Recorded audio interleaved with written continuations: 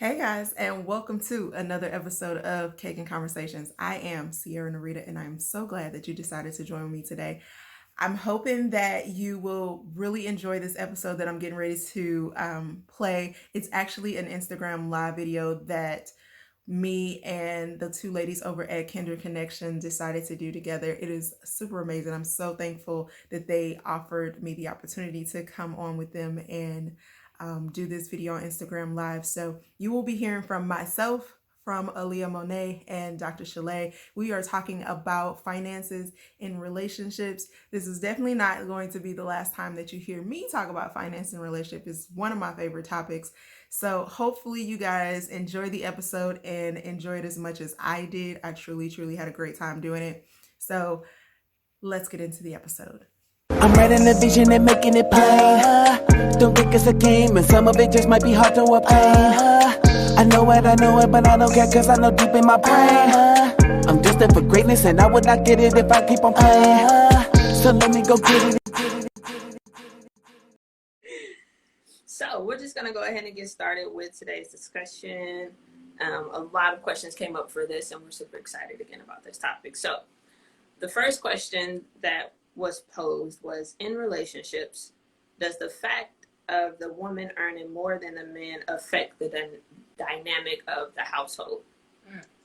And that question, I'm just going to explain it a little bit really quickly. So that question I posed because I feel like the reason as to why someone made that post and saying that it was a need for the woman to give her car to the man was there's, I guess, an assumption that there's some type of shift in who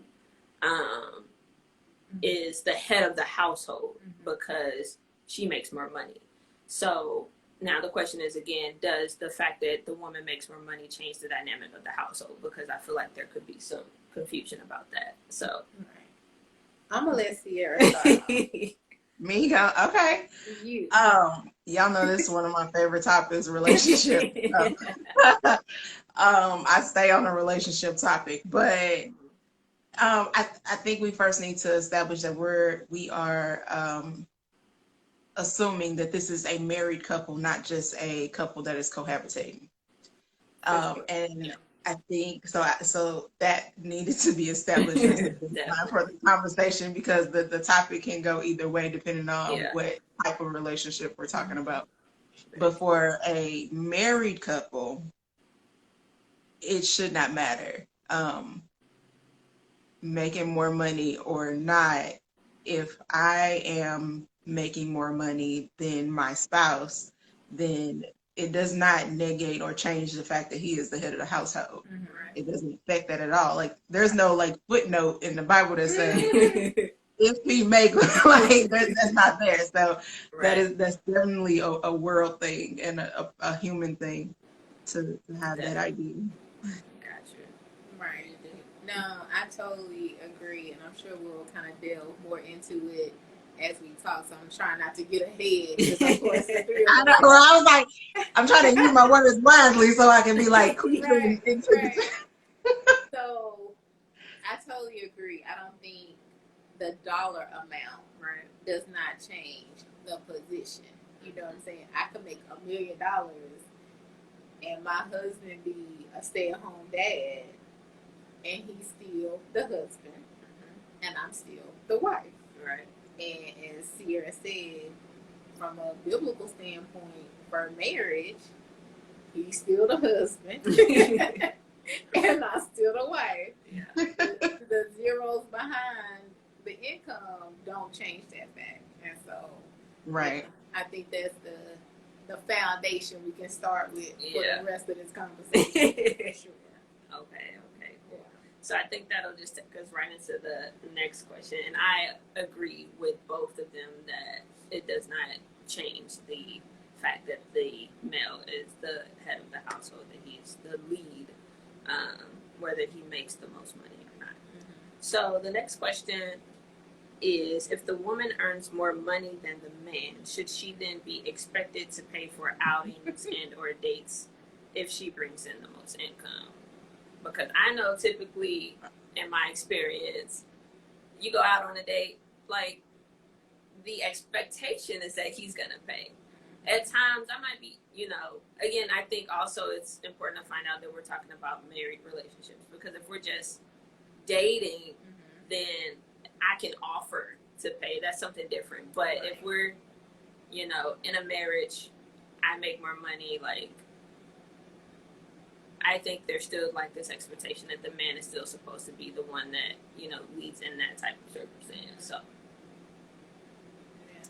Go ahead. So, I'll chime in. I'll chime in on this one because I agree to a certain extent. I have made a decision to take men out. It was specific. It was for a specific occasion, like a birthday or something like that. It was like, you know what? It's my treat. I got you.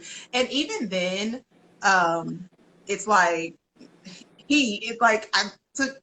And then it's happened multiple times where I've taken a guy for his birthday and he's like, no, I got, like, dude, this is your birthday. Right. So I think it depends on the caliber of man that we're talking about that's going to, still try to reach in his pocket no matter what. Right. Yeah. But I think that in a relationship or in a marriage, I don't think it matters who pays. Yeah. I think it matters who pays as far as the dating goes. It depends on what it's looking like. Right. If it's a special occasion, then it depends. If I ask a guy out, which depending on who you talk to, if that shouldn't be the case. But if I do, then I think the expectation should be that I pay. Yeah. Now, if I make a suggestion and then he takes that suggestions and asks me if I want to go, then I would assume that he's paying because he took the initiative to ask if I wanted to attend. But I think in dating, if you ask, then you should be expected to pay. Okay. And that's on both ends. Yeah, and that's on both ends. Now, that goes, like, if you are, as a woman, if you are choosing to ask, then you are getting into the muddy waters of pursuing a man. So that gets into that realm. However, as a woman, I don't think you can ask and then expect him to turn around. Now, there are some men who will accept your ask and still pay, but the expectation shouldn't be there. Right. That's good. I like that you made that point because that just makes me think, as women, should we even ever make the offer? Or is that, like, it's not a norm, but, for some women, I think, like you said, with the caliber of men, with some women, like, they are not afraid to make that suggestion or to offer, to be like, hey, it's your birthday, let me treat you. So I think I'm gonna let you answer the first question before I pose the next one, but go ahead. So I agree, and it would be really interesting to have a guy pop on and give his thoughts. So guys, if you're watching, or ladies, if you know guys who might watch, tell them to watch so they can comment. So now we're talking about two things. So we're talking about marriage and or dating. So if we're talking about dating, then I do agree that it could potentially be tricky. Because I also agree that if I'm the one like, hey, what you doing? You hungry? You want to go get something to eat? Right. Yeah. Then it could be perceived that I am asking you out on a date. I am volunteering to pay for both of our meals, and I'm pursuing. Yeah. But if I say, like, we're dating and I'm like, I'm hungry. And then that means that then you need to say, oh, you hungry? You want to go get something to eat? Bet. It's all about how you word it. And we good. We say, you know what I'm saying? It's all about how you word it. It's all about how you word it. Now, if you pick up where I'm trying to put down, then my expectation then is that you're gonna pay for it. Right. If I'm like, man, I'm hungry, you like, hey, let's go get something to eat, then the burden is off of me. Because you asked. I could have went in this kitchen and made some cereal or something and then just appreciated Exactly. So I think there is a way, and ladies, I'm not trying to be shady or tricky or anything like that. But if we're trying to stay under that because we try, and Sierra, I know you talked about this on your podcast, like we try real hard as women to not be pursuing. So, you know, we try to be real conscientious of what we're saying and how we're saying it. So, ladies, I'm not trying to be sneaky or to say be manipulative or any of those things like that. But if you are trying to be conscientious of the man that found the wife and let him find you, then that might be a way for you to phrase it so that you are not in a situation where you feel like you're pursuing him and or setting yourself up to have to pay.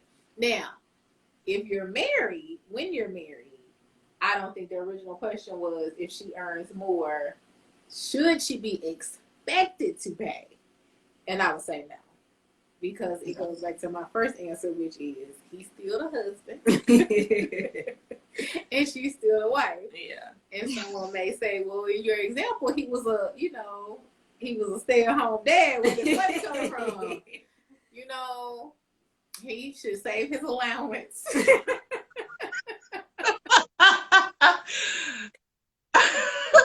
And be ready to wine and dine.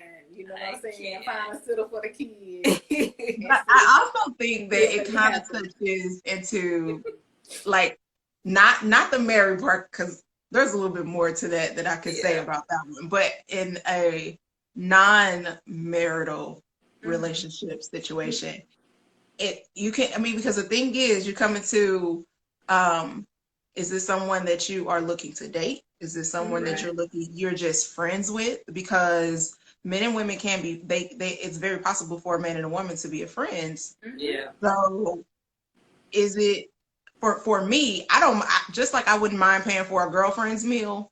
Yeah. If me and a guy friend, and this is like strictly a platonic guy friend and we're hanging out, if I would do it for my girlfriends, it wouldn't, if he is single too, gets into some different phonetics. Disclaimer. If he's also a single friend, then I wouldn't have any issue with treating him just like I would treat a girlfriend. Now, if he is in a relationship or if he's married, then there are some different nuances that come into play because, you know, just me respecting his relationship, I probably wouldn't even necessarily be in that situation. Yeah. But that's also, So I was going to ask a question, and this may be more so pertaining to, I guess, when you're not married and you're in that dating phase. Should we as women, for the sake of maintaining the dynamic and making sure that we aren't the ones pursuing women, should we just refrain from making those types of offers, even if it's to like just a guy friend, you know, just for... No? I don't think so. I think that it would be, I think that you would miss out on relationships with people in general in that way. Like, I don't think that you should, just because you're a woman, not approach people as people. Like, men are just men. They're going to be, just because there's the potential for something to blossom into, you know, I'm interested in you type of dynamic, it doesn't necessarily have to start there. It can literally start as a good, wholesome, God-fearing, this my brother in Christ, we hang out because we like each other's company.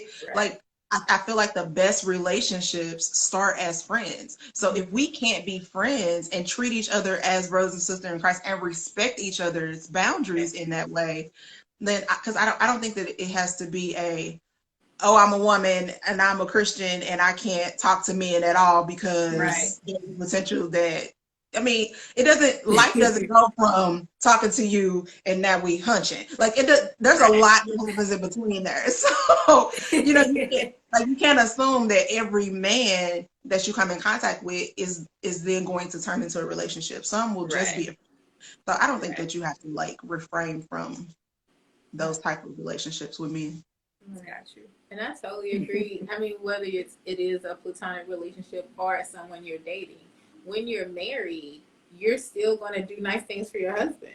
You're still going to, you know, get gifts or have surprises, or if it's love languages, da, da, da, you know. Yeah. So it doesn't preclude us being the woman and then being the man doesn't preclude us from spending money. Right. That's not what we're saying.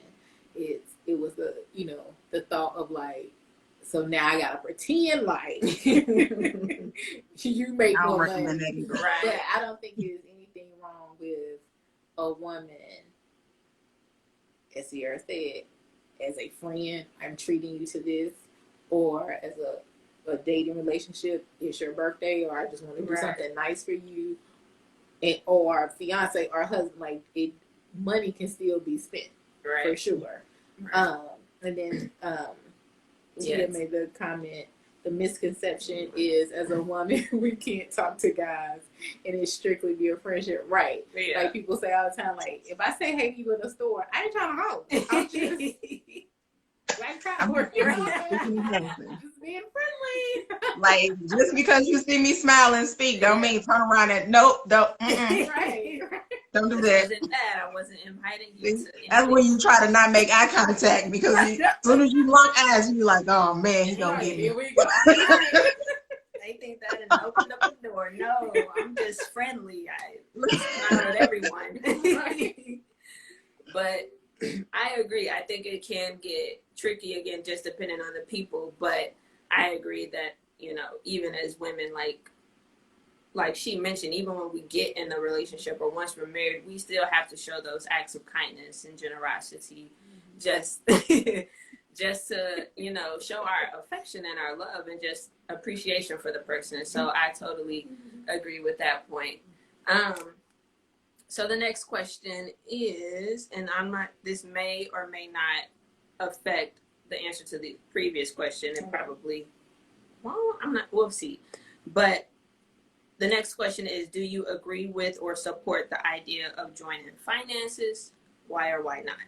And if so, or depending on the answer to that question, how does that affect your answer to the previous question? And mainly this question is for like married couples only. Okay. For sure. Because we're not doing that if we're not married. Yeah. That is our personal preference. Now, y'all may do what you want to do. My opinion does not reflect the opinion. Right. Won't anybody saying that's what they said. Right. That's our opinion. Right. Go ahead, Ciara. Okay, so the opinion of CiaraNirita, which you probably hear on Cake and Conversations, does not necessarily reflect the opinions of, no. But I think that, yes, I think if you are married, your finances should be combined. It all should go into the pot. I think that it is a grave mistake to try to combine finances before that time. I think that it can create a lot of issues. And if you are not, some people have not made it to the altar. They have decided to combine their finances, and then that gets into some really sticky situations. But as a married couple, yes, I feel like every married couple should have combined finances. Now, what that looks like in totality for every couple could be different. So it could be me and my husband decide we got one pot. We paying everything from one pot. We giving each other allowances out of one pot. Like we making decisions out of this one pot. It could be we got one pot and then we got, you know, a couple of separate pots where our separate allowances go into these pots, and that's the money that we play with individually. But if we're going, like there's so many different dynamics to it, but ultimately I feel like it should all go into one pot. The only exception I think there should be to that rule is if one spouse has a significant issue that could potentially cause financial harm. That means if there is like a gambling problem, or if there is a drug problem, if there is something that could potentially cause this household to lose finances or some type of financial strain or issues, then in that situation, I think that even if the money is combined, then everybody don't necessarily need to have access to it. Right. So, okay, Tia said, what do y'all think about separate savings accounts? That's a good question. That's a good one. That is a good question. Maybe go ahead. I'm gonna try to think of my thought. I lost it. I'll touch it real quick. I love to talk about it. So, but to answer her question, I think that with separate savings account, I think it's fine. It goes into that what I was just saying about, having a pot and then potentially having separate accounts that y'all can play with. But I think that both spouses, now this is considering that the relationship is a wholesome, everybody is loving each other the right way type of relationship. I think that it is okay to have separate savings account, but you need to have access to the accounts because you don't want to have a situation where I'm potentially saving more than what I'm leading, what I'm letting my husband think that I'm saving. And so then you get into hiding money. So when you get into hiding money, then you automatically, you ain't doing right. So I think that if you have separate savings accounts, then you need to have complete disclosure about what's going into the account amount. We need to still, those separate savings accounts need to be a part of the financial conversation that we have on a weekly, bi-weekly, monthly, whatever amount of time. In those accounts need to be brought to the table with the receipts and the statements, all of it. Because, you don't want to get into a situation where it's like, okay, so where you get this extra $5,000 from? What you trying to do? You trying to leave me? Like, it's been my whole issue. Right. No, I definitely agree. And in reference to what you were saying before about in regards to like joint finances, and you mentioned like the idea of someone having a gambling problem, I'm like, well, is this something that develops after you got married, or you decided to marry a person with a gambling problem? Like, so I think that's just an important note to take, that we should be evaluating at least at some point before we get married, like what each other's like spending habits are like and things like that, because you don't even want to be in that type of circumstance to where now someone could be potentially dependent on you because they have a gambling problem, and either you knew it or you didn't know it, but now they're like, "Ooh, can I get this? Can I?" I'm like, "But where your money go?"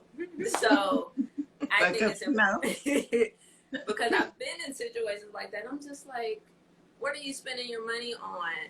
And again, whether it's gambling or it's drugs, it's just like now I'm in a position to where you're coming to me asking for money, but it's like if we're on the same accord and if we're same mindset, we understand each other's spending habits and they're not like something drastic, then I think we're on a level playing field, like you said, and there is no yo, can I get this to do this, or we should just talk about that before we take that step. So did you have anything I'm reading? So I agree. Right. I agree that it is a conversation that should be had before you get married, for sure.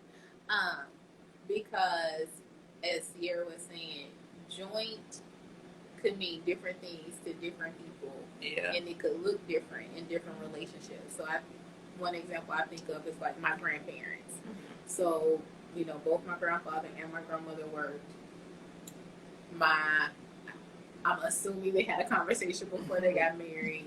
My grandfather was like, "You got this." Yeah. So he would give her his check, went into the account. My grandma gave my grandfather an allowance, and he did with it what he wanted, but she took care of all the bills and all of that stuff.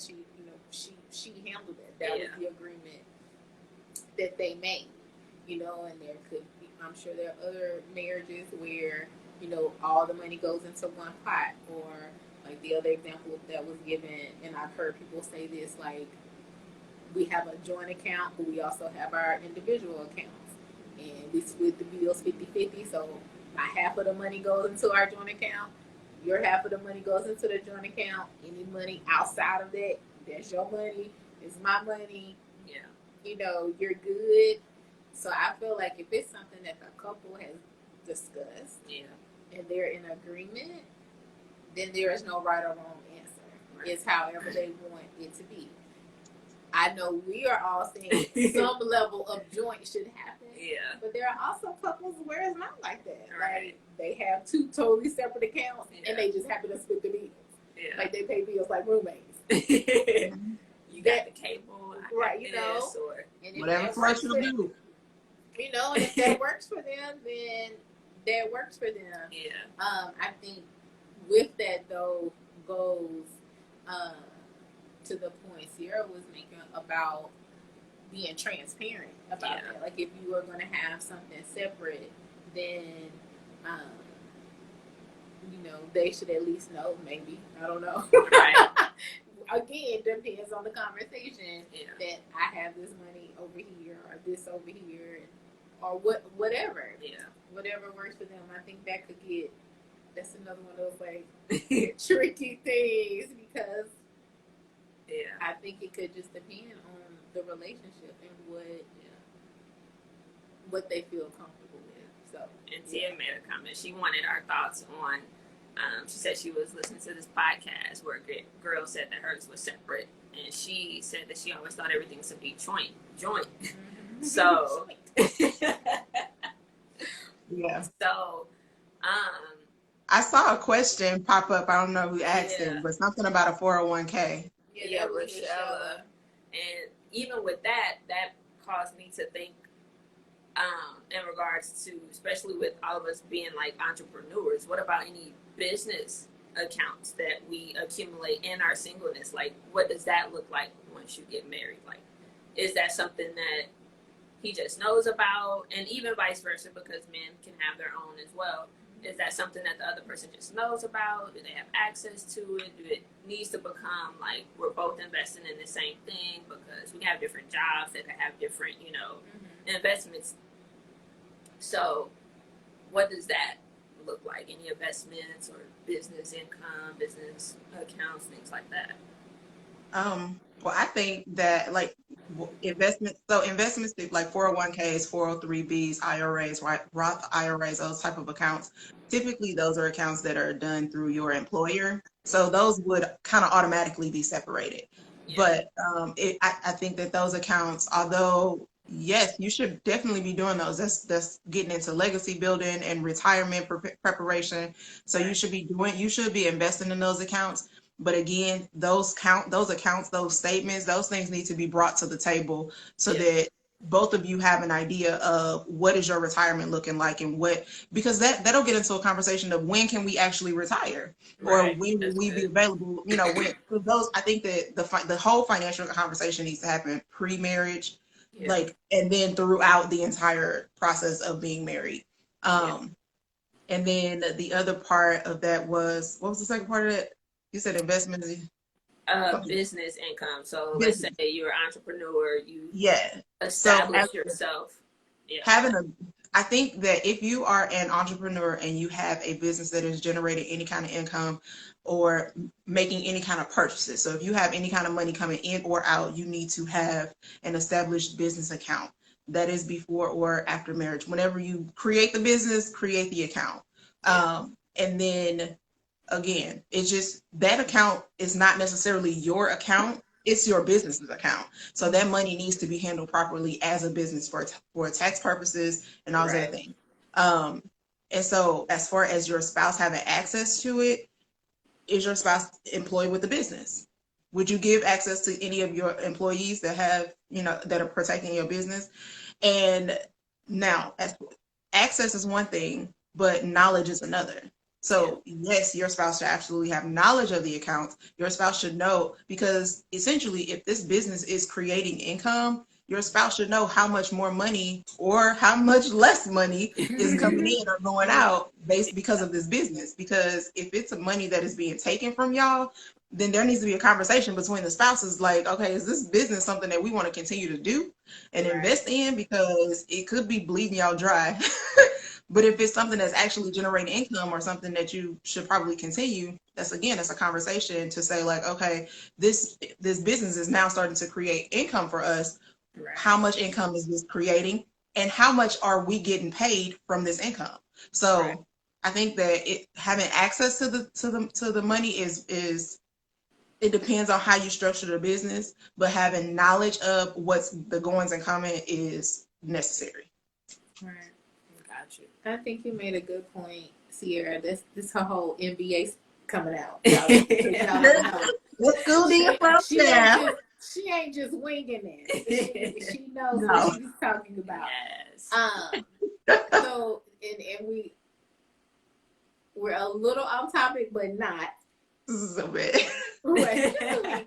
But not. No, it's still important because it's talking about finances. And I think something that was said that was really important. And by the way, Ciara's website is thelegacyarena.com. Yes. So you can continue to get this information from her and check out her podcast, Cake and Conversations.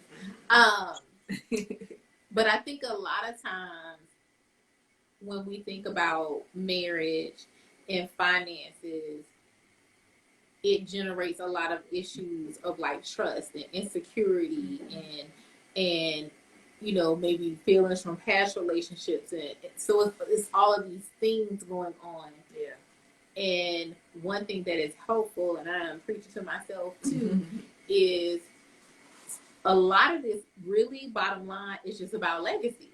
And it's about like next step. So if I believe that the Lord has said that you're my spouse, whether it's, you know, you're my husband or you're my wife or whatever, then I also have to believe God got this. And I have to trust that whatever may have happened in past relationships is not going to happen in this relationship. So I can't treat this relationship based on fear I have from something else that happened, because we need to know all this stuff for the future. Like, you know, God forbid something happened to me. Well, if Marcus isn't on the accounts, or if he's not, you know, POD, and which is paid on death, right, Ciara? Yeah. I was like, I know she's gonna explain this acronym. I know she is. I wanted to make sure that I was gonna say it right.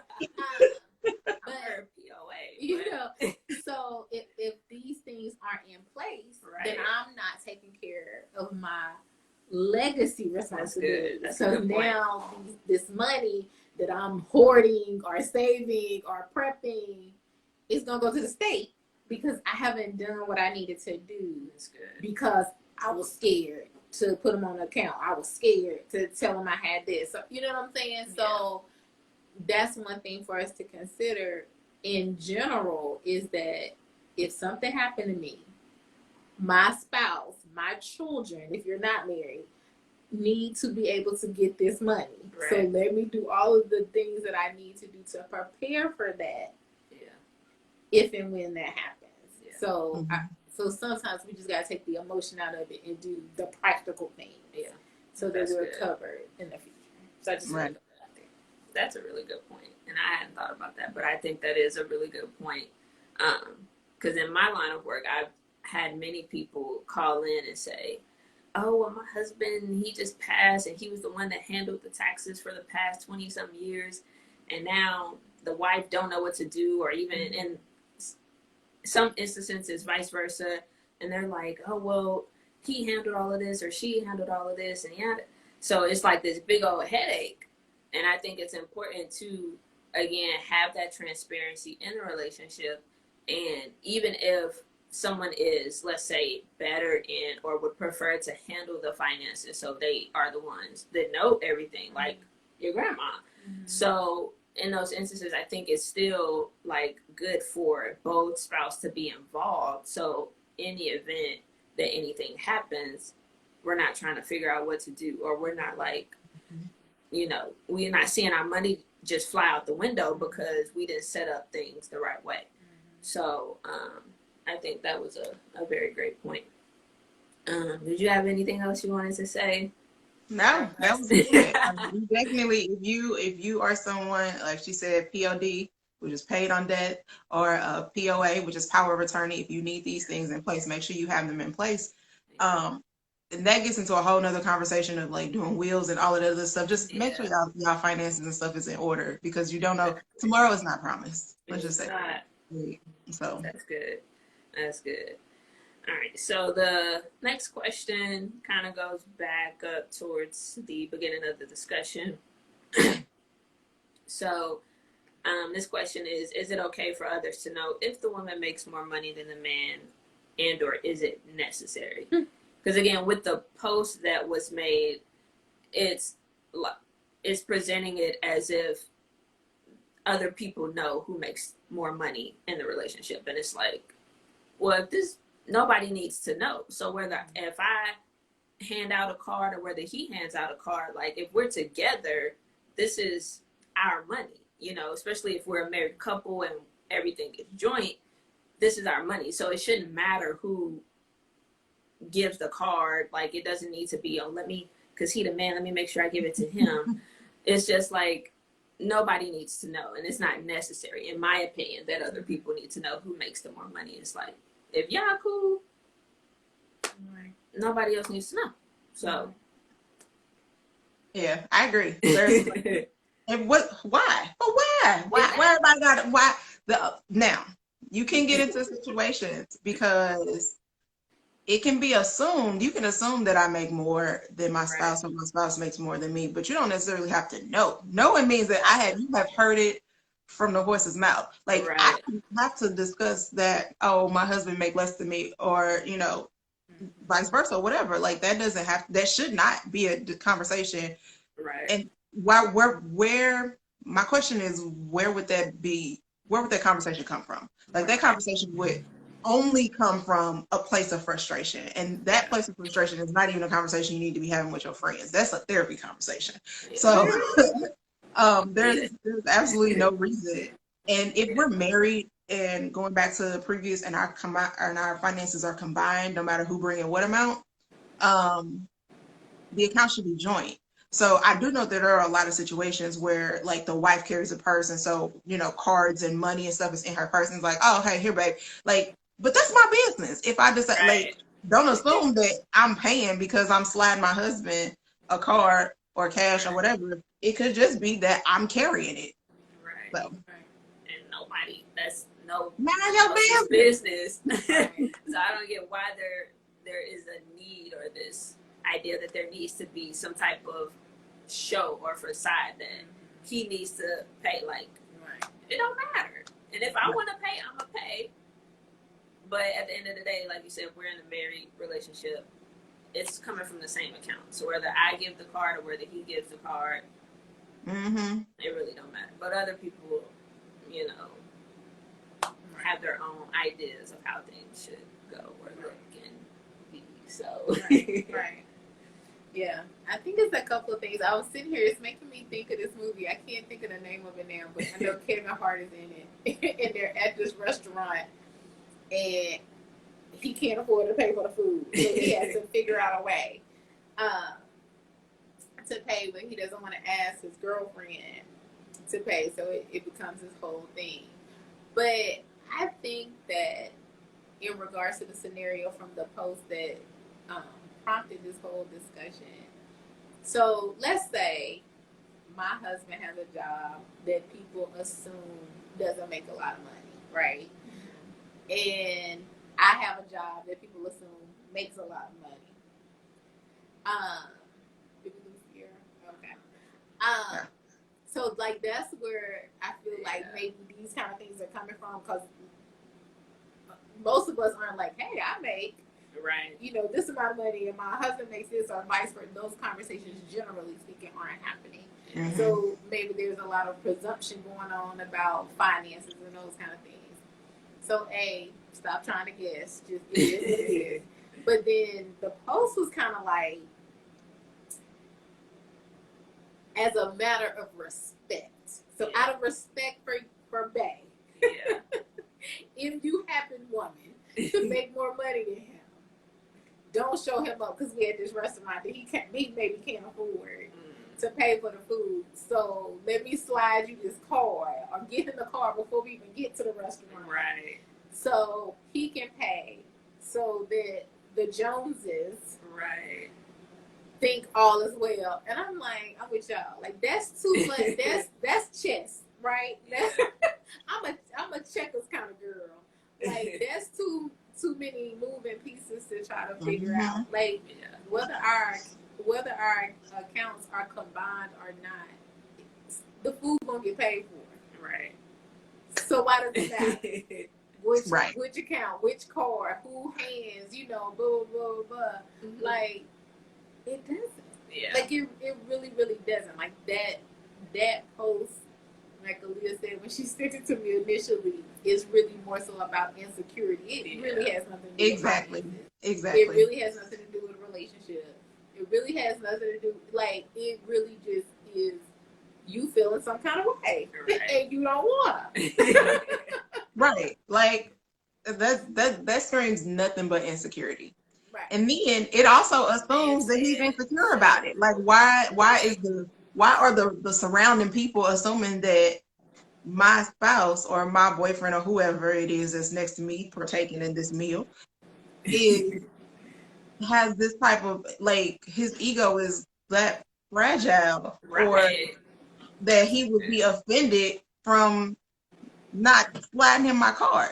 Like I feel like a man would be more offended by me being like, here I got this. Like no, I'm cool.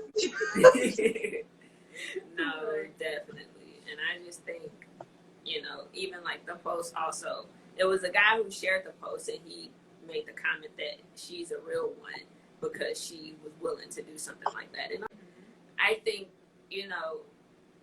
as a woman, like, we have to be able to identify those things within the people that we're friends with or that we're interested in, because if you're in a position to where you feel like you have to do that, like you said, it has nothing to do with finances. We need to figure out where the insecurity is coming from, and we need to figure out, like, this has nothing to do with money. This has to do with you and your ego or your insecurities and everything like that, because we as women, we will, think that we have to do something like that to feed into a man's pride, to make him feel, macho or whatever. But it's just like, no, if we have to, evaluate and make sure that there's an understanding that doesn't matter. If we're secure in who we are, secure in our relationship, secure in just everything, then it's like, it doesn't matter.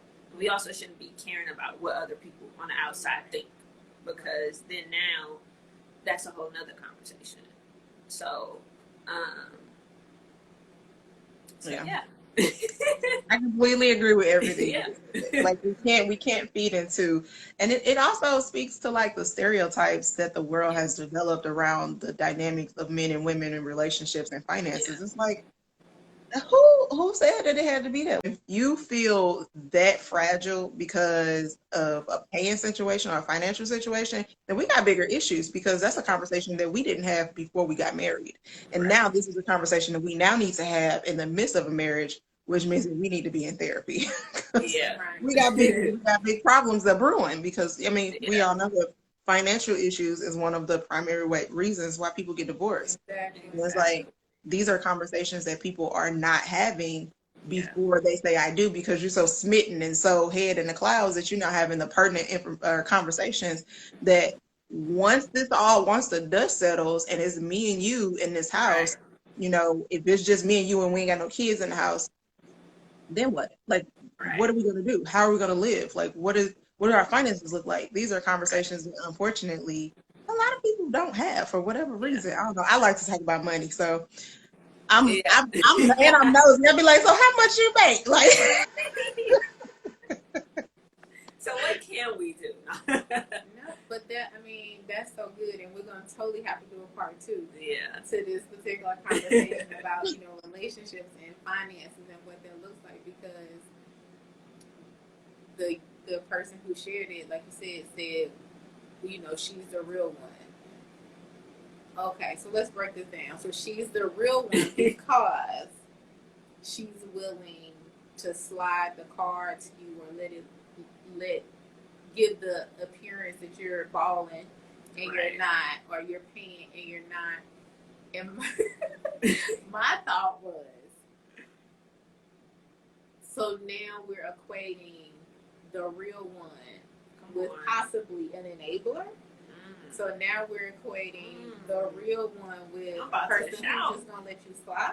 Come on. Let's talk about struggle love in this conversation. Like, Come on. Oh, man. at what age do we no longer do that?